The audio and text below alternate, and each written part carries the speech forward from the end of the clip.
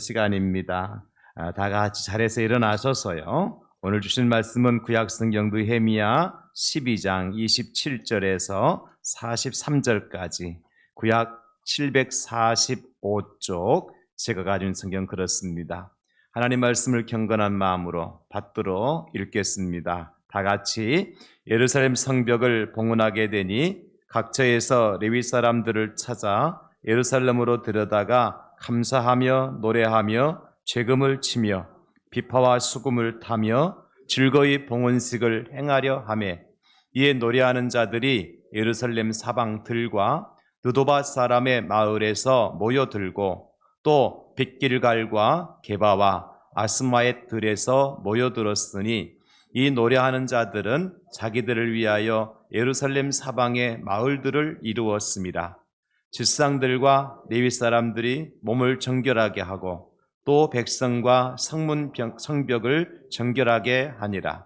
이에 내가 유다의 백들을 성벽 위에 오르게 하고 또 감사 찬송하는 자의 큰 무리를 둘로 나누어 성벽 위로 대오를 지어 가게 하였는데 한 무리는 오른쪽으로 분문을 향하여 가게 하니 그들의 뒤를 따르는 자는 호세야와 유다 지도자의 절반이요 또 아사랴와 에스라의 무술람과 유다와 베냐민과 스마야와 에레미야이며 또 제사장들의 자손 몇 사람이 나팔을 잡았으니 요나단의 아들 스마야의 손자 마따나의 증손 미가야의 현손 삭굴의 5대손 아삽의 6대손 스가랴와 그의 형제들인 스마야와 아사렐과 밀랄레와 힐랄레와 마에와 느다넬과 유다와 하나니라. 다 하나님의 사람 다윗의 악기를 잡았고 학사 에스라가 앞서서 샘문으로 전진하여 성벽으로 올라가는 곳에 이르러 다윗성의 층계로 올라가서 다윗의 궁 윗길에서 동쪽으로 향하여 수문에 이르렀고 감사 찬송하는 다른 무리는 왼쪽으로 행진하는데 내가 백성의 절반과 더불어 그 뒤를 따라 성벽 위로 가서 화덕망대 윗길로 성벽 넓은 곳에 이르고 에브라임 문 위로 옛문과 어문과 하나넬 망대와 함메아 망대를 지나 양문에 이르러 감옥문에 멈추매 이에 감사 찬송하는 두 무리가 하나님의 전에 섰고 또 나와 민장의 절반도 함께 하였고 제사장 엘리야김과 마아세야와 미냐민과 미가야와 엘료에네와 스가랴와 하나냐는 다 나팔을 잡았고 또 마아세야와 스마야와 엘르아살과 우시와 요하난과 말기야와 엘람과 에셀이 함께 있으며 노래하는 자는 크게 찬송하였는데 그 감독은 예스라 히야라. 이날에 무리가 큰 제사를 드리고 심히 즐거워하였으니 이는 하나님이 크게 즐거워하게 하셨습니다. 부녀와 어린아이도 즐거워하였으므로 예루살렘이 즐거워하는 소리가 멀리 들렸느니라. 아멘. 앉으시겠습니다. 저는 오늘 본 말씀을 중심으로 해서 감사와 기쁨의 열매를 맺으라 하십니다. 이런 제목으로 함께 말씀의 은혜를 나누려고 합니다. 산마다 아름다운 단풍이 사람들을 기쁘게 하고 또 보는 이들로 하여금 새로운 활력소를 주는 그러한 계절입니다. 그런가 하면 논과 밭에는 잘 익은 곡식과 또 열매들로 인하여서 농사를 땀 흘려 지은 농부들뿐만 아니라 지나가는 이들로 하여금 감사와 기쁨이 노래가 넘치는 그러한 계절입니다. 그렇게 보면 사계절 중에서 아마 이 가을이 1년 12달 중에서 아마 10월 말 11월이 가장 풍요로운 때가 아닌가 생각이 되어집니다. 그래서 오늘 10월 마지막 주이고 또 이제 11월을 여는 주간이기 때문에 우리가 10월 달 주제가 열매 있게 하소서라고 하는 열매에 대한 말씀, 그리고 11월 달의 주제는 감사 또 감사합니다 라고 하는 주제이기 때문에 열매와 감사를 합쳐서 감사와 기쁨의 열매를 맺으라 하십니다. 이런 제목으로 함께 말씀의 은혜를 나누려고 하는 것입니다. 오늘 우리 함께 읽었던 말씀 본문의 배경은 이런 것입니다. 이스라엘이 이제 바벨론의 포로가 된 지 70년이 지났습니다. 그때에 그 페르시아의 왕이었던 고레스 왕이 포로 석방에 대한 포고령을 주전 538년에 내리게 되어줍니다. 그래서 드디어 수룹바벨이라고 하는 지도자가 이스라엘 백성들을 데리고 1차 귀환을 하게 되어지죠. 예루살렘에 돌아온 수룹바벨은 가장 먼저 한 일이 뭐냐면 무너진 하나님의 성전을 재건하는 일을 하게 되어집니다. 솔로몬 성전이 무너졌습니다. 그 영화롭고 아름답고 웅장했던 솔로몬 성전이 사라지고 다시 수룹바벨에 의해서 세워진 성전이 바로 수룹바벨 성전이라 이렇게 부르게 되는 것입니다. 그리고 이어서 계속해서 에스라에 의해서 2차 포로 귀환이 이루어지게 되어지는데 에스라를 중심으로 돌아온 이스라엘 백성들이 돌아와서 한 일이 무엇이냐면 하나님의 말씀, 율법을 개혁하는 일을 하게 되죠. 에스라 선지자가 말씀을 그들에게 선포하고 모든 백성들이 이 말씀 앞에 울며 하나님 앞에 영광을 돌려드리는, 그래서 예배와 말씀 개혁 운동을 일으켰던 선지자 에스라 선지자라고 할 수 있습니다. 3차 포로 귀환은 오늘 우리가 함께 읽은 느헤미야에 의해서 같이 이루어집니다. 느헤미야 선지자가 이제 3차 포로 귀환의 지도자로 오게 되어지고 와서 하게 된 일이 무엇이냐면 무너진 성벽을 재건하는 일을 하게 되어지는 거예요. 1차 포로 귀환 때는 성전을 재건하고 2차 포로 귀환 때는 하나님의 말씀 율법을 재건하고 3차 포로 귀환을 통하여서는 성벽을 재건하게 됩니다. 성전과 말씀과 율법 그리고 성벽까지 완전히 다 재건을 끝난 이후에 드디어 마지막으로 성벽 봉헌식을 하나님 앞에 올려드리는 장면이 저와 여러분 함께 읽은 본문의 말씀인 것입니다. 여러분, 이 모든 일들이 그냥 우연하게 일어난 일이었을까? 그렇지 않습니다.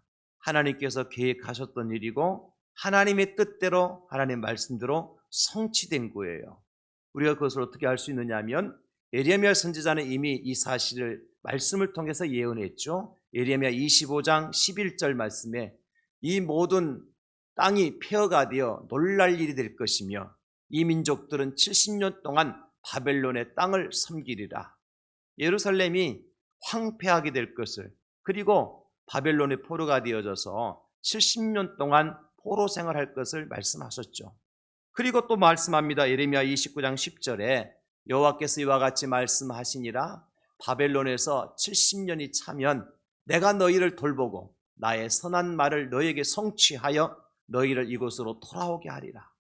하나님께서는 이미 예언하시고 예고하신 대로 이 백성들을 바벨론의 포로가 되게 하셨고 70년이 되어서 드디어 고레스 왕을 통해서 포로 귀환령을 내리게 되어지고 1, 2, 3차 세 차례에 이어서 포로 귀환을 하고 성전과 율법과 성벽이 재건되는 그러한 일들을 하나님께서 하셨다는 것이죠.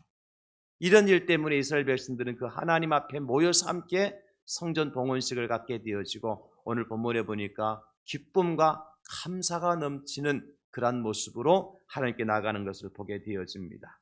사랑하는 성도 여러분, 이스라엘 백성들에게 있어서 성벽은 어떤 의미를 가지고 있느냐? 성전과 더불어서 이 백성들에게 성벽은 민족의 상징과 같은 곳입니다. 생명과 같은 곳이에요.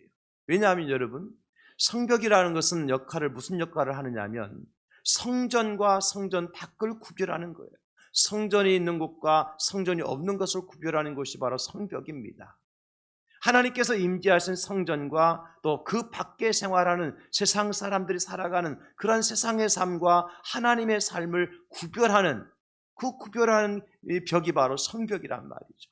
그러니까 유대인들에게 이스라엘 백성들에게 성벽은 어떤 의미를 가지고 있습니까? 우리가 하나님의 백성인가 아닌가? 우리가 하나님을 섬기는 자인가 아닌가? 하나님 말씀 안에 있는 자인가 아닌가를 구별해주는 하나의 경계선과 같은 것이기 때문에 이 성벽을 재건하고 하나님 앞에 올려드린다고 하는 것은 이 백성들에게는 엄청난 영적인 의미를 갖고 있는 겁니다. 그런데 드디어 그 성벽을 완공했어요. 산발락과 같은 이런 원수들이 얼마나 많은 방해를 했습니까? 갖가지 조롱과 방해 공작에도 불구하고 일어나 성벽을 건축하라 하는 나팔 소리를 듣고 이 백성들이 드디어 52일 만에 성벽을 완성하고 하나님 앞에 올려드리는 승리의 노래를 부르고 있는 것입니다. 저는 오늘 이 백성들의 승리의 노래, 이 기쁨과 감사의 열매가 이 시대를 살아가는 저와 여러분들에게도 필요한 것으로 알고 우리가 11월 한 달 동안 감사와 기쁨의 열매가 풍성한 그런 삶을 살아가실 수 있기를 예수님의 이름으로 축원합니다. 주님, 내게 11월 한 달 동안 기쁨과 감사가 넘치는 한 달 되게 하여 주시옵소서. 죄악으로 허물었던 성벽이 다시 세워진 것처럼 우리의 영이 세워지고 몸이 세워지고 삶이 세워져서 감사와 기쁨이 넘치는 11월 한 달이 되게 해달라고 여러분 기도하시고 그런 은혜를 누리고 살아가는 저와 여러분 될 수 있기를 다시 한번 예수님의 이름으로 축원합니다. 놀라운 영적인 의미를 가지고 있어요. 그 의미가 뭐냐? 여러분, 예루살렘 성벽이 무너진 것은 무엇 때문입니까? 죄악 때문이었습니다. 그러나 다시 성벽이 세워졌다는 것은 무엇을 의미합니까? 죄로 인하여 죽었던 우리가 예수 그리스도의 은혜로 말미암아 다시 살아나서 천국 시민이 되었다. 성벽 밖의 사람이 아니라 성벽 안의 사람이 되었다. 성전과 관계없는 사람이 아니라 성전을 섬기는 사람이 되어졌다라고 하는 것을 말씀해 주기 때문에 엄청난 영적인 의미를 가지고 있는 겁니다. 한번 여러분 생각해 보십시오. 얼마나 많은 방해 공작들이 저와 여러분들이 예수님을 믿고 내가 하나님의 자녀가 되는 길에서 예수의 십자가를 의지하고 살아가는 일에 있어서 얼마나 많은 것들이 방해하는지 우리 너무나 잘 알고 있지 않습니까? 그러나 그 방해 공작에도 불구하고 우리는 하나님 백성 되었습니다. 하나님의 자녀가 되었습니다. 그러니 감사할 수밖에 없고 기뻐할 수밖에 없다는 것이죠. 예수님이 십자가 달려 돌아가실 때도 마찬가지죠. 얼마나 많은 원수들이, 얼마나 큰 고통들이 예수님께 십자가를 지고 걸어가는 그 길에 마치 가시밭길처럼 깔려있는 것을 우리는 말씀을 통해서 깨닫지 않습니까? 그런데 드디어 예수님께 십자가를 지시고 구원을 이루셨어요. 그 십자가 위에서 예수님께 하신 말씀이 뭐죠? 다 이루었다. 테텔레스타이. 다 빚을 갚았다. 우리가 갚아야 될 빚을 예수님께 대신 갚아주셨다는 겁니다. 우리가 치료될 죄값을 예수님께 대신 치러주셨다는 것입니다. 테텔레스타이, 다 이루었다. 예수님께 그리 말씀하시는 겁니다. 그 은혜로 말미암아 우리는 구원을 받았으니, 천국 백성이 되었으니 얼마나 감사하고 얼마나 기쁩니까?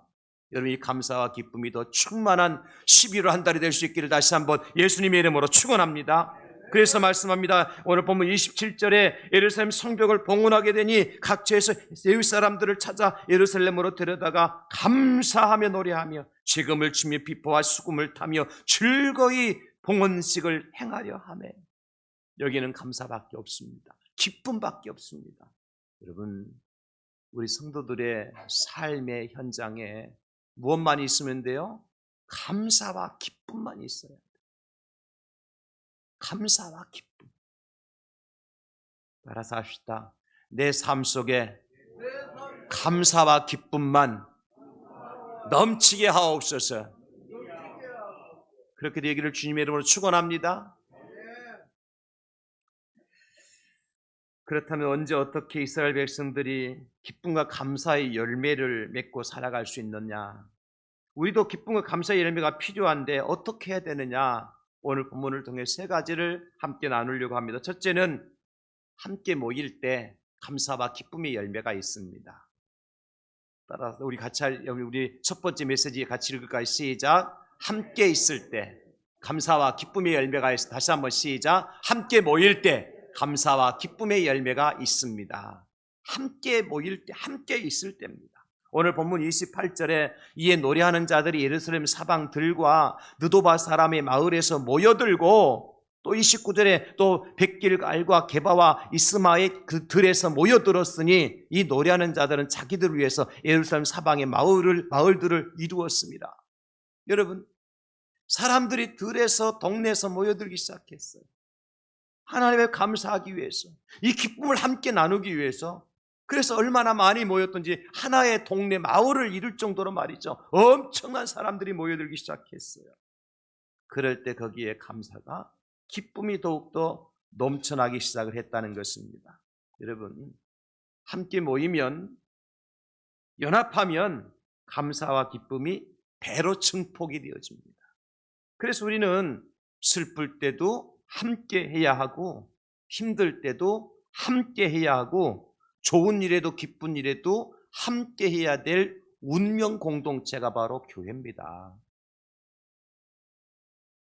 교회는 함께하는 곳입니다. 사랑하는 성도 여러분, 꼭 기억하시기 바랍니다.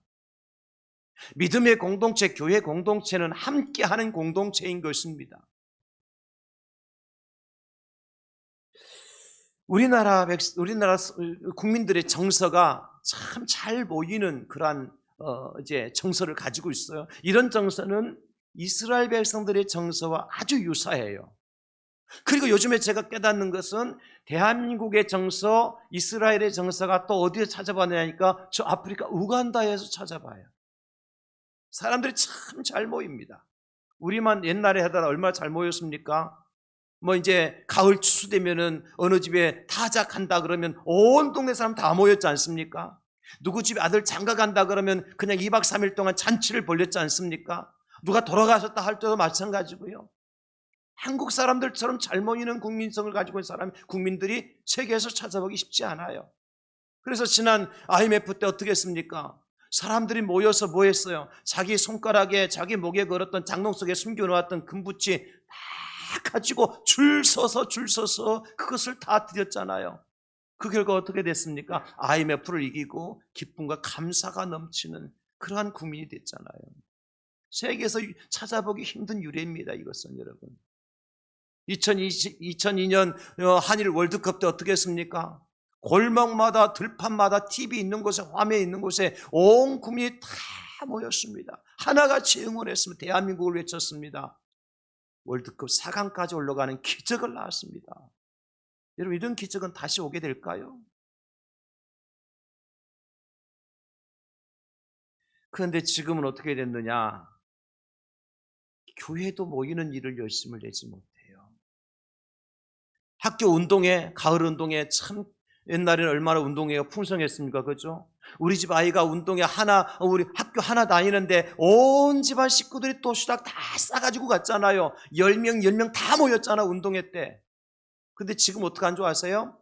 학교 운동회 하면 학교 선생님이 사진 찍어서 보낸 거죠. 운동회 했습니다. 이게 끝이에요. 엄마도 안 갑니다. 아빠도 안 갑니다. 모이기를 힘쓰지 않아요. 엉뚱한 데 모입니다. 어디에 모이냐? 할로윈 데이 한다고 용산에 모여가지고 어제 150명 죽었죠? 뉴스를 안 들으니까 모르죠. 150명이 압사당해 죽었습니다. 오늘 아침 149명인데 부상자가 더 많기 때문에 150명 이상 나올 거로 예상하고 있어요. 할로윈 데이가 뭐 하는 건지 아십니까? 귀신놀이 하는 곳입니다. 귀신잔치 하는 곳입니다.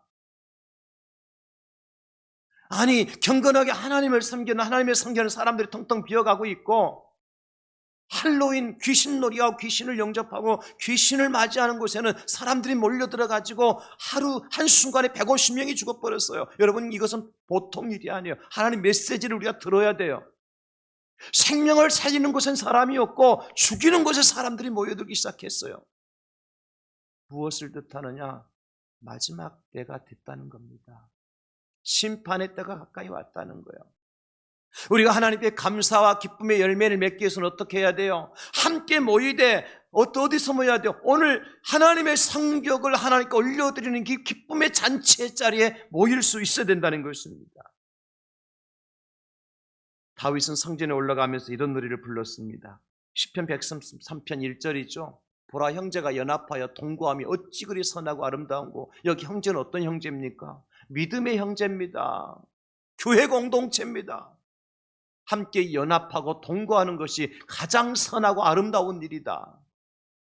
전도서 4장 11절로 12절 말씀이죠. 또 두 사람이 함께 누우면 따뜻하거니와 한 사람이면 어찌 따뜻하랴. 한 사람이면 패하겠거니와 두 사람이면 맞설 수 있나니 세 겹줄은 쉽게 끊어지지 아니하느니라. 뭉치면 살고 해치면 죽는다는 겁니다. 우리나라 과거 6.25 때 어떻게 될 뻔했습니까? 대한민국 땅이 완전히 공산화될 뻔했습니다. 공산화되었으면 어떻게 되었을까요? 지금 저 북한을 보십시오, 여러분. 북한을 보면 우리가 짐작할 수 있잖아요. 잘 살고 있습니까? 사람이 사람답게 살고 있습니까, 여러분? 그렇지 못하지 않습니까? 그런데 그 순간 6.25 전쟁통에도 대한민국이 이렇게 자유 대한민국으로 오늘날 세계 경제 10대 대국에 들을 수 있었던 그런 이유는 무엇 때문입니까? 우리가 잘 싸웠습니까, 여러분? 그렇지 않습니다. 적어도 유엔의 연합군이 16개 나라가 대한민국을 돕겠다고 군인들을 보내었어요. 저 미국과 에티오피아까지 말입니다. 그 유엔의 16개 연합군 그리고 5개 나라에서는 많은 의료품과 생필품을 또 지원을 해 주었습니다. 그렇게 힘을 합치니까 저 북한과 중공군이 아무리 큰 인해 전술을 써서 내려오더라도 우리가 대한민국 땅을 다시 되찾을 수가 있었지 않습니까? 이거 연합의 힘입니다. 아니, 먼 우리나라 이야기 그만두고 지금 저 우크라이나와 러시아가 전쟁을 하고 있습니다만은 러시아와 우크라이나의 전력 비교를 하게 되어지면 우크라이나가 상대가 됩니까, 여러분? 세 발의 피입니다, 러시아에 비하면. 많은 사람들이 전쟁을 이제 판단하는 많은 사람들이 불과 며칠만 지나면 우크라이나는 완전히 러시아의 밥이 될 거라고 얘기를 했어요. 그런데 지금 전황이 어떻게 되고 있습니까? 다시 역전되고 있지 않습니까? 무엇 때문이죠? 많은 유럽의 연합국들이, 미국을 비롯한 많은 유럽의 연합국들이 우크라이나를 돕고 있지 않습니까? 아무리 러시아가 강대국이라 할지라도 많은 이제 무기를 가지고 있다 할지라도 함께 힘을 합쳐서 싸우는 연합군을 이길 수 없습니다. 이게 바로 연합과 하나됨의 힘의 결과 아니겠습니까? 우리는 가끔 지나가다가 길거리에서 말이죠, 개미들이 메뚜기를 끌고 가는 것을 볼 수가 있어요. 개미들이 큰 지렁이를 끌고 가는 것을 볼 때가 있을 겁니다. 여러분, 메뚜기의 크기와 개미의 크기, 지렁이의 크기와 개미의 크기 뭐가 더 큽니까? 메뚜기가 지렁이가 훨씬 더 크지요. 그러나 한 마리의 개미가 아니라 수백 수천 마리의 개미들이 몰려들었을 때는 아무리 큰 지렁이도 아무리 큰 메뚜기 잠자리도 질질질 끌고 가는 겁니다. 말 한 마리가 끄는 힘을 마력이라고 그래요. 1마력, 2마력 그러잖아요. 말 한 마리가 끄는 말을 이제 1마력이라고 그러는데 말 한 마리가 어느 정도의 무게를 끌고 갈 수 있느냐면 약 2톤 정도의 무게를 끌고 간다 그래요. 1마력이 2톤이에요. 그래서 그러면 말 2마리가 끌고 가면 얼마를 끌고 가야 됩니까? 4톤이어야 되지. 왜 3톤이 왜 3톤이요? 4톤이지. 산술적으로 보면 2톤 플러스 2톤은 4톤입니다. 그런데 실제 말 2마리를 끌고 가도록 시켜보았어요. 몇 톤까지 끌고 가느냐? 24톤을 끌고 갔어요. 5톤도 아니고 10톤도 아니고 20톤도 아니고 24톤을 끌고 가는 거예요. 말 2마리가 끌고 가니까 4톤을 끌고 가야 맞는데 산술적으로는 2마리가 힘을 합쳐서 끌고 가니까 24톤의 무게를 끌고 가더라. 이것을 우리는 시너지 효과라 그러는 거예요. 한 사람이면 패하겠거니와 두세 사람이 합치면 절대 패하지 않습니다. 삼겹줄은 쉽게 끊어지지 않습니다. 이게 연합의 힘이죠. 여러분, 오늘 이스라엘 백성들 마찬가지죠. 이 기쁨과 감사가 배가 될 수 있었던 것은 스룹바벨만의 또 에스라만의 느헤미야만의 일이 아니었습니다. 온 백성들 함께 힘을 모았어요. 한 자리에 모였어요. 그래서 예루살렘 사방에서 노래하는 사람들, 백성들이 함께 모여서 감사와 기쁨의 행진을 출발하는 것을 볼 수가 있습니다. 여러분, 이것이 바로 연합의 힘이고 합심의 힘입니다. 공동체의 힘을 빼는 것은 여러 가지 종류가 있죠. 부정적인 말을 함으로 인해서 공동체의 힘을 빼는 경우가 있습니다. 또 말을 만들어서 거짓 루머를 퍼뜨려서 공동체를 힘을 빼는 경우도 없지 않아 있습니다. 이런 거 다 나쁜 거죠. 그러나 또 하나 공동체의 힘을 빼는 게 뭐냐면 함께하지 않는 겁니다. 너희들 한번 해봐라. 뒷짐지고 뒤에서 구경하는 거요. 힘 뺍니다. 맥을 뺍니다. 목사가 뭐 한번 해봅시다 그러면 목사님 한번 해봅시다 그래야 되는데 뒷짐지고 앉아가 해봐 한번. 그냥 구경만 하고 있으면 목사 맥이 빠집니다. 힘이 빠집니다.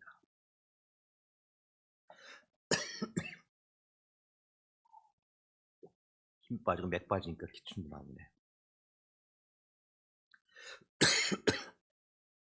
그래서 우리 주님께서는요, 함께하지 않는 자들의 죄에 대해서 아주 심각하게 말씀하셨어요. 누가복음 11장 23절 함께 읽겠습니다. 시작. 나와 함께하지 아니하는 자는 나를 반대하는 자요, 나와 함께 모으지 아니하는 자는 해치는 자니라. 예수님과 함께하지 않는 자가 뭐 하는 자라고 그랬어요? 반대하는 자다. 그거 하면 안 됩니다, 하지 마십시오 하는 자가 반대하는 자가 아니라 예수님은 뭐까지도 함께하지 않는 자 그 자체가 반대하는 거라고요. 기도합시다 그런데 기도하지 않는 자는 뭐 하는 자예요? 죄송하지만 반대하는 자입니다. 목사님 저 반대한 적 없는데요. 성경이 말씀하고 있어요. 전도합시다 그런데 전도하지 않는 사람은 전도에 반대하는 자입니다. 말씀을 읽읍시다 그런데 말씀을 읽지 않으면 말씀 읽는 것을 반대하는 자예요. 심각한 말씀입니다. 그래서 예루살렘 교회의 특징이 뭐냐면 우리가 잘 아는 것은 사도행전 2장 46절에 보면 날마다 마음을 같이하여 성전에 모이기를 힘썼다 그랬습니다. 한마음 한뜻으로 함께 모인 거예요. 그럴 때 사도행전의 기적이 나타나는 겁니다. 사랑하는 성도 여러분, 장작불도요, 장작 두세 캡이 갖다 놓고 불을 붙이면요 금방 붙었다가 꺼져버려요. 근데 장작더미를 더 많이 쌓아 놓어 보세요. 10개, 20개 갖다 놓고 쌓아놓고 불을 붙이면요 밤새 불이 타요. 발아서 장판이 누르붙을 정도로 뜨거워져요. 이게 연합의 비밀이라니까요. 지금 이 시대에 교회의 가장 큰 약점이 있다고 할 것 같으면 하나로 모이지 않는다는 겁니다. 각자 개인 플레이예요. 각자 자기 속에는 옳은 대로 행동한단 말이에요. 그러면 거기에 뭐가 없어요? 열매가 없고, 열매가 없으면 감사와 기쁨도 없는 거예요. 여러분들 진정한 감사와 기쁨의 열매를 맺기를 원하신다면 어떻게 하면 돼요? 모이기를 힘써야 돼요. 예배한다더라 그러면 모이기를 힘써야 되고, 기도한다더라 그러면 예배에 모이기를 힘써야 되고, 전도한다더라 모이기 힘써야 되고, 그래서 어쨌든 함께하고 함께 마음을 모으고 힘을 합쳐서 하나님께 주신 사명을 감당할 때 열매가 있을 겁니다. 그때 감사와 기쁨이 넘치는 거예요. 저는 우리 대학역의 모든 성도님들이 이제 나 각자가 좋은 소견이 아니라 나하고 좀 의견이 다를 수 있습니다. 나하고 좀 생각이 다를 수도 있다고요. 그러나 그것이 하나님의 뜻이라면 나를 내려놓고 함께하는 모습이 필요한 거예요. 저 할로윈 데이 한다고 사람들 수천 명 모여가지고 150명씩 죽는데 말이죠. 우리는 사는데 모이는 것도 이렇게 열심히 내지 못하면 어떡해요.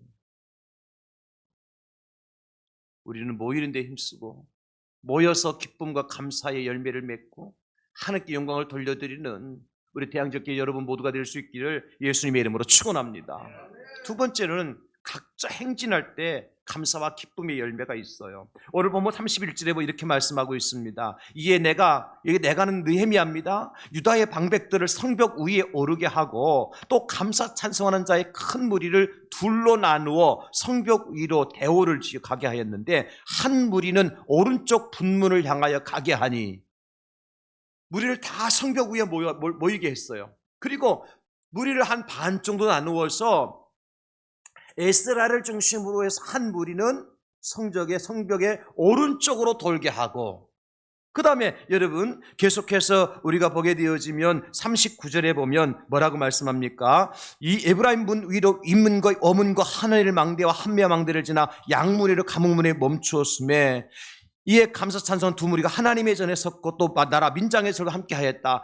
한 무리는 느헤미야의 지도를 받아서 어디로 가는 거 하니까 왼쪽으로 돌아와서 오늘 본문에 보면 감옥문에 이르게 되는, 한쪽은 분문 쪽으로. 이 분문이 뭐냐면 좀 우리말 한자어입니다. 한자.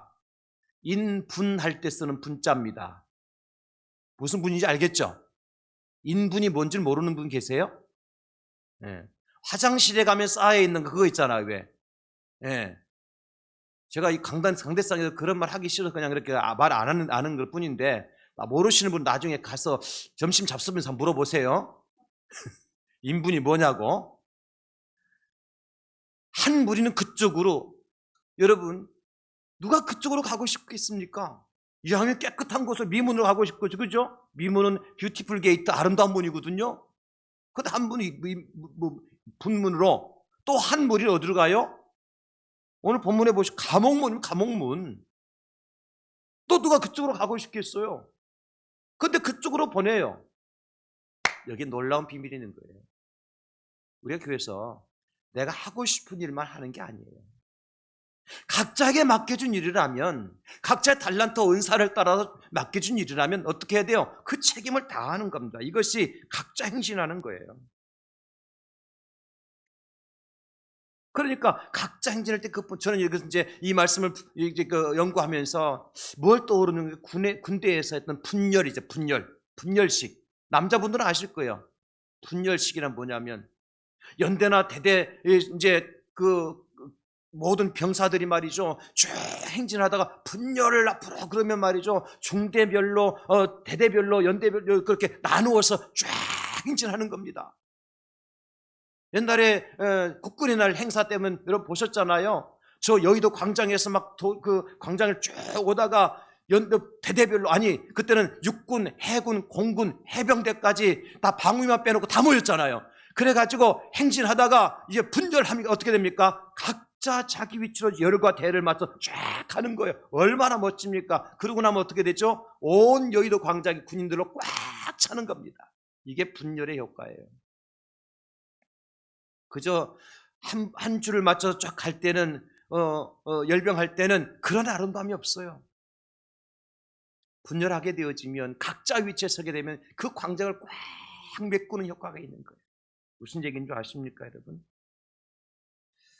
각자에게 준 사명을 감당할 때 열매가 풍성한 겁니다. 각자가 밟아야 될 땅이 있는 거예요. 맡아서 이루어야 될 임무가 있는 것입니다. 그럴 때 우리에게 열매가 있고 기쁨과 감사가 있는 거예요. 이스라엘 백성들이 모세의 지도를 받아서 광야를 지날 때 생각해 보십시오. 장정만 50만, 남녀 부녀자를 포함하면 적어도 200만 이상의 사람들이 광야를 지나갑니다. 여러분 생각해 보십시오. 200만의 사람들이 한꺼번에 길을 지나간다? 광야니까 가능한 것이죠. 그죠? 오늘날 이 국보삼동 도로에 200만이 있다 그래 보십시오. 바글바글 할 겁니다. 골목골목. 그런데 이들이 광야를 지나갈 때 어떻게 지나가는 거 하니까 무질서하게 지나가지 않아요.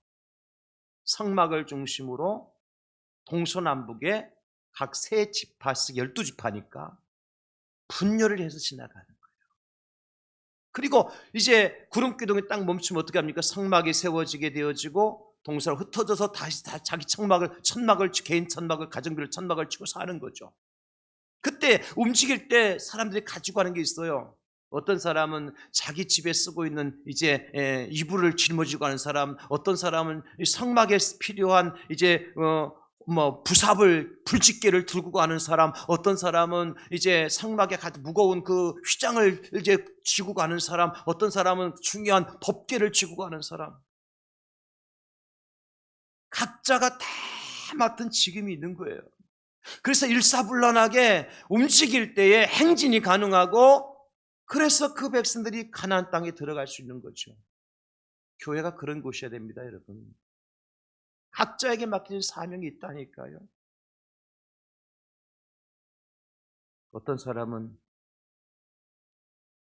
가르치는 은사가 있어서 교사로서의 부름을 받을 수 있고, 어떤 사람은 노래하는 은사가 있어서 찬양대원도 부름을 받을 수 있고, 어떤 사람은 구역장으로, 어떤 사람은 또 주방에서 섬겨야 될 사람으로 부름받을 수 있어요. 하찮은 게 하나도 없습니다. 모두가 다 소중한 겁니다. 그 각자에게 주신 일을 살피고 감당할 때 거기에 열매가 있고 감사 기쁨이 있는 거예요. 그래서 신약 성경은 이것을 교회를 이루는 일이라고 말씀하시면서 에베소서 11절로 12절 이렇게 말씀합니다. 그가 어떤 사람은 사도로, 어떤 사람은 선지자로, 어떤 사람은 복음 전하는 자로, 어떤 사람은 목사와 교사로 삼으셨으니 이는 성도를 온전하게 하여 봉사의 일을 하게 하며 그리스도의 몸을 세우려 하심이라. 그리스도의 몸이 뭡니까 여러분? 교회입니다. 교회가 어떻게 세워져요? 여러분들이 있는 그 현장에서 여러분 주신 각자의 사명을 감당할 때 교회가 세워지는 겁니다. 목사는 목사 일을 하는 겁니다. 그래야 교회가 세워지는 거예요. 장로는 장로로서 일을 해야 되는 겁니다. 그래 교회가 세워지는 거예요. 집사는 집사로서, 권사는 권사로서, 성도는 성도로서의 일을 감당해야 교회가 건강하게 세워지는 거예요. 거기에 열매가 있고 그럴 때 감사와 기쁨이 넘치는 겁니다. 그 일을 감당하지 않으면 그 주님께 제자들을 부를 때 어떻게 부르셨어요? 자기 십자가를 지고 나를 쫓을지니라 그 말씀하시잖아요. 갈라디아서 6장 4절에 보면요, 각각 자기의 일을 살피라. 그리하면 자랑할 것이 자기에게 있을 것이다. 각각 자기를 좀 살펴봐라. 남의 일에 상관하려고 하지 말고 이걸 남의 일을 자꾸 심판하려고 하지 말고, 다른 사람 하나 잘하네 못하네 판단하지 말고 내 일 좀 감당해라. 내 일 좀 감당을 잘해라. 빌립보서 2장 4절에도 각각 자기를 돌본 분들로 또한 각각 다른 사람의 일을 돌보아 나의 기쁨을 충만하게 하라. 각자 자기의 몫에 십자가가 있는 겁니다, 여러분. 제발 좀 우리에게 주신 하나님의 은혜가 뭔지를 깨달았으면 좋겠어요. 내게 맡긴 하나님의 은사가 뭔지 깨달았으면 좋겠어요. 옛날에는 그렇게 했습니다. 교회 종치기는, 종을 치는 종은요, 새벽에라도 종을 쳤고요, 밤늦게 종을 쳤어요. 내가 비록 이 종끈을 붙들고 죽는 한이 있더라도 이걸 놓지 않았습니다. 그런데 요즘에 누구 종치라 그러면 어떡할까요? 참 교회 종칠 겁니다. 그때 치는 종은 끝낸다는 얘기예요. 한국 교회가 그냥 저절로 된 게 아닙니다, 여러분. 이렇게 사명을 감당한, 각자의 임무를 감당한 사람들이 한국 교회가 만들어진 거예요. 이제 2022년도 얼마 남지 않고 여러분 맡긴 사명이 있지 않습니까? 11월 한 달 동안 정말 최선을 다해 보십시다, 여러분. 열매를 있게 해달라고 기도하면서 말이에요. 내게 맡기는 책무가 뭔지를 깨닫고 말이죠. 그거 감당하면 되지 않겠습니까? 목사가 목사 일 내려놓고 말이에요. 대리 운전한다고 되겠습니까? 목사가 목사 일을 내려놓고 말입니다.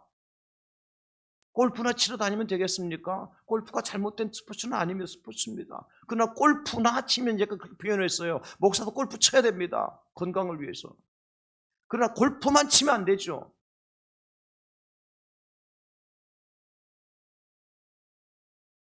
각각 자기 일을 돌볼 때, 자기 책임을 다할 때 감사와 기쁨의 열매가 있는 거예요. 여러분 기도하십시다. 내게 맡겨준 사명, 이제 11월 한 달 동안 최선을 다해서 열매 맺게 해 주시옵소서. 구역의 리더로서의 열매, 교사로서의 열매 있는 겁니다. 여러분 교사로 임명을 받고 2022년 임명을 받고 이제 2022년도를 마무리하는 시점에 여러분 아이들, 여러분 반 아이들 몇 명이나 남았습니까? 그 하나님 앞에 책임이 없을까요? 표정이 다 굳어지는 것 같아서 죄송합니다. 그러나 제가 제 개인 의견으로 이런 말씀 드리는 게 아니잖아요. 하나님의 말씀이지 않습니까? 이것이 하나님 뜻 아닙니까, 여러분? 하나님 살아계신 하나님 맞습니까 여러분? 믿으십니까? 두 사람만 아멘 하네요. 하나님 살아계신 하나님 아닙니까 여러분? 하나님 말씀 생명의 말씀 맞죠? 이 말씀 따라 우리가 살아야 맞는 말씀 아닙니까? 그래서 제가 말씀드리는 거예요. 제발 말씀대로 살자. 살아계신 하나님 앞에서 좀 살자 말이죠. 순간순간 모면하려고만 하지 말고 이런저런 핑계대다가요 주님 오시면요 주님 잠깐만요 하고 주님 앞에 나가지 못할 핑계대고 못 나가는 사람이 있을 거예요. 죄송하지만 핑계치 못할 일이 오게 될 겁니다. 마지막 세 번째입니다. 하나님의 전에서 예배할 때 감사와 기쁨의 열매가 있어요. 여러분 성격 봉헌의 가장 멋진 피날레는 뭡니까? 역시 성전에 모여서 하나님께 예배드리는 거죠. 오늘 그래서 본문의 40절에 보면 이에 감사 찬송하는 두 무리가 하나님의 전에 섰고 그 다음에 43절에 이날에 무리가 큰 제사를 드리고 심히 즐거워하였으니 큰 제사는 뭐예요? 하나님께 예배드리는 거. 대예배 쉽게 말하면 예배를 통해 진정한 기쁨과 감사의 열매를 우리가 맛볼 수 있습니다. 예배는요, 여러분 꼭 기억하세요. 예배는 하나님이 우리에게 주시는 기쁨, 우리가 하나님 앞에 나가는 감사가 결합이 되어져서 하나 될 때 진정한 예배가 되는 거예요. 구약시대에 그래서 이스라엘 백성들은 예배 현장에 다 모였습니다. 우리가 잘 아는 것처럼 이스라엘 백성들이 절기를 지킬 때마다 어떻게 했죠? 동네마다 지파별로 사람들이 모여가지고 하나님 앞에 드릴 예물을 준비 다 해가지고 머리에 이고 어깨에 메고 말이죠. 손에 들고 춤을 추면서 어디로 올라갔어요? 예루살렘으로 올라갔어요. 그곳에 하나님께 예배를 드렸잖아요. 이게 예배입니다. 제사장들이 예배 드렸어요? 백성들이 예배 드렸어요? 백성들이 예배 드렸습니다. 죄송하지만 그들이 수확한 열매를 거둬가지고 그들이 준비한 열매를 가지고 재물을 가지고 와서 하나님 앞에 그들이 드렸어요. 이게 예배입니다. 그 예배는 보는 것이 아니라 뭐 하는 거예요? 드리는 겁니다. 예배는 보는 것이 아니라 뭐 하느냐면 하는 것입니다. 예배하는 거고 예배 드리는 겁니다. 근데 그것을 틀어막은 사람들이 있었어요. 중세 로마 교회 시대에. 소위 로마 카톨릭 교회에 이제 사제들 이런 성직자들이 말이죠. 일반 성도들 신자들은요 찬송도 부르지 못하게 했어요. 하나님 말씀도 읽지 못하게 만들었어요. 읽으면 골치 아프거든요. 하나님 말씀 제대로 하면 자기들이 가르치는 것이 거짓말은 들통나거든요. 말씀도 못 읽게 만들고 찬송도 못 부르게 만들고 찬송을요. 그들이 이제 임명한 그 흰 옷 입은 그 오르가리에서 반주 맞춰서 부르는 그 찬양대원들만 찬송 부르겠다니까요. 그래서 종교개혁이 일어난 거 아니에요. 교회개혁, 예배개혁을 위해서. 예배는 하나님께 드리는 것이고 예배는 예배하는 것이기 때문에 예배의 몫은 신자들의 몫이에요. 성도들의 몫이에요. 찬송도 승리의 노래 함께 성도들이 불러드리는 것이고 하나님의 말씀, 천국의 생명의 말씀, 하나님 백성들에게 주신 말씀이에요. 목사들의 전유물이 아니라고요. 사제들의 전유물이 아니었다고요. 찬양대원들의 전유물이 아니었어요. 특허 상품이 아니에요. 다 누구의 것이에요? 성도들의 것이에요. 할렐루야. 그 성도들이 함께 모여서 찬송하고 예배하고 말씀을 함께 읽고 그러는 거예요. 그럴 때 기쁨과 감사가 회복되는 거죠. 그런데 그런 예배가 현대에 와서 또 변질되기 시작을 했습니다. 어떻게 변질됐느냐? 현대 교회의 회중들 예배자가 아니고 비평가로 변화됐어요. 그저 교회 장의자에 앉아서 팔짱 끼고 다리 꼬고 앉아서 예배 드린다고 하고 앉았어요. 뭐 안 좋아합니까? 오늘 찬양곡이 선곡이 잘못됐네. 음이 이탈됐네. 오늘 대표기도하는 분의 대표기도 내용이 좀 이상하네. 목사의 설교가 이것저것 잘못됐네. 이런저런 비평하고 평가하기 위해서 팔짱 끼고 다리 꼬고 앉았다니까요. 현대 교인들의 모습이에요. 우리 교회 이야기가 아니고요. 죄송하지만 오늘 한 분도 팔짱 끼고 다리 꼬고 앉은 분 안 계시잖아요. 지금 이 자리에는. 예배는 하나님께 우리를 드리는 거예요. 어떻게 여러분? 팔짱 끼고 다리 꼬고 우리가 하나님께 드린다고 할 수 있어요? 뭐라고 말씀 성경에 보니까 로마서 12장 1절 보십시오. 우리 같이 읽어볼까요? 시작. 너의 몸을 하나님이 기뻐하시는 거룩한 산 제물로 드리라. 이는 너희가 드릴 영적 예배니라. 우리 몸을 하나님께 산 제물로 드리면서 팔짱 끼고 다리 꼬고 앉아서 그 예물을 드려요? 하나님 그 제물 받으시겠습니까? 팔짱 끼고 다리 꼬는 건 삼계탕 만들 때나 쓰는 거지. 여러분 기억하십시오. 제가 왜 성경을 읽을 때 일어나서 잠시라도 하나님 앞에 경건한 모습을 읽자 하는 그 마음을 알겠습니까, 여러분? 조금 이해가 됩니까? 하나님 앞에 나가자는 겁니다. 하나님 앞에 드리자는 거예요. 이게 진정한 예배고, 그럴 때에 기쁨과 감사의 열매가 맺히는 거예요. 예배는 드리는 시간이고 예배를 하는 시간이지 보는 시간도 평가하는 시간도 아니다는 것입니다. 여기서 기쁨과 감사의 차이가 나는 겁니다. 예배를 드리면 기쁘고 예배를 하면 감사가 생기는 거예요. 저는 지난 말씀을 준비하면서 한 주간 이 찬양을 굉장히 반복적으로 듣고 따라서 불렀습니다. 제목이 뭐냐면 예배할 때 가장 행복합니다는 찬양이에요. 가사를 보십시오. 숨이 찰 정도로 힘든 순간이 와도, 눈물이 쏟아지는 슬픔이 와도, 내 평생에 놓을 수 없는 마음속 깊은 곳으로부터 지금 이 순간이 마지막일지라도, 마지막 순간에 나 고백할 노래가 있는데 내 평생에 놓을 수 없는 마음속 깊은 곳으로부터 그 노래의 제목이 뭐냐? 예배할 때 가장 행복합니다. 예배할 때 가장 행복합니다. 나를 구하시고 날 사랑하신 주님께 예배할 때 가장 행복합니다. 제가 이 찬양을 부르면서요, 얼마나 감동이 되는지 몰라요. 내 생애 속에서 가장 기쁜 날, 가장 행복한 날을 꼽으라 할 것 같으면 언제라고 할 수 있을까? 여러분 언제입니까?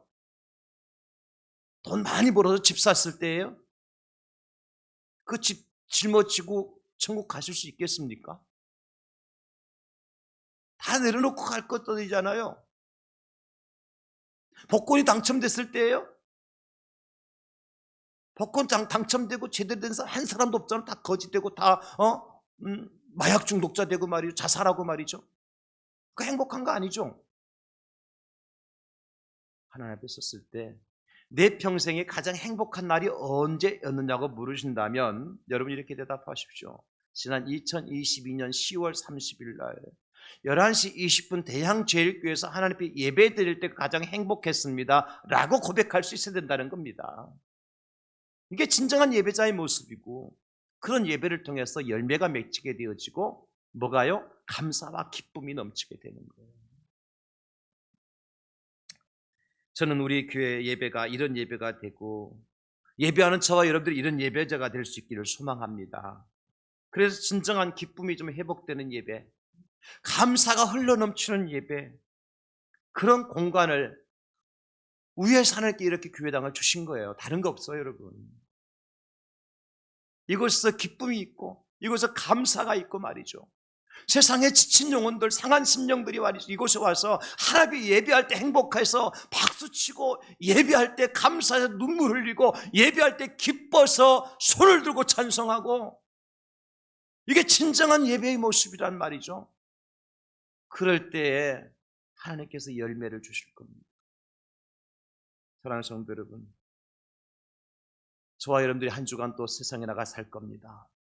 승리의 전리품들을 많이 거두어 가지고 예배의 공간으로 돌아오십시오. 그리고 하나님의 은혜와 사랑을 찬송하시고 영광 돌리시기 바랍니다. 기도하겠습니다. 하나님 감사합니다. 감사와 기쁨의 열매